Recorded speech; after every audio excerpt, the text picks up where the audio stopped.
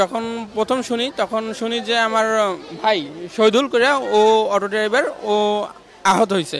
পরবর্তীতে স্থানে যাই শুনি যে বিবাহের জন্য বৌভাতে যাওয়ার জন্য ওই ওস্তাখান থেকে ওরা রওনা দিয়েছিল 4 অটো, আর একটা ট্রাক আপনার সিমেন্টের ট্রাক লোডেড ও নিয়ন্ত্রণ হারাইয়া আইসে ডাইরেক্ট আপনার বিটিট মারিয়া দিয়া পিছনে 3টে অটো, তারপর হচ্ছে একটা প্রাইভেট মাইক্রো, হ্যাঁ পুরান মডেলের মাইক্রো। হ্যাঁ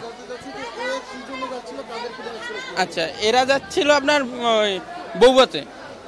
বৌভাতে যাচ্ছিল সাগরকান্দা কোন গ্রামটা এটা আমার বলা মুশকিল।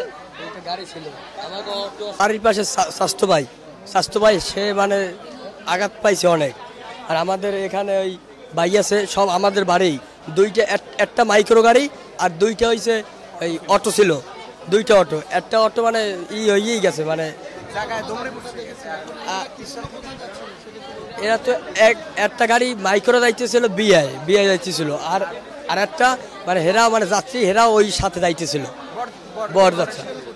হ্যাঁ ওস্তাখান গ্রাম এ সবই একখানের জায়গায়, দানশির ইউনিয়ন ওস্তাখান গ্রাম সব এক জায়গায়। জালুকাঠি আসতেছিলাম রাজাপুর থেকে, তো ব্রিজ ক্রস করিয়ে আমরা টোলে আসছি।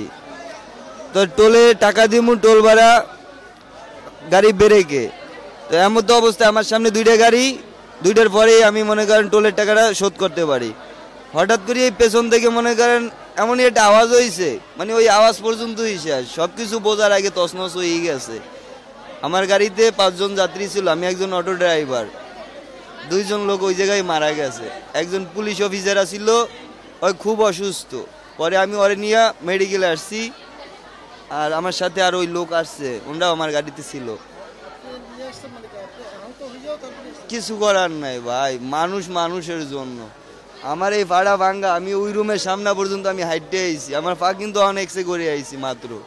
আমার সমস্ত শরীর দিয়ে ব্লিডিং হয়েছে, এই যে আমার শরীরের কাপড়ের অবস্থা, এই যে এইলে আমার মনে বাঁচার না আমার মানুষ হিসেবে দায়িত্ব বা কর্তব্য।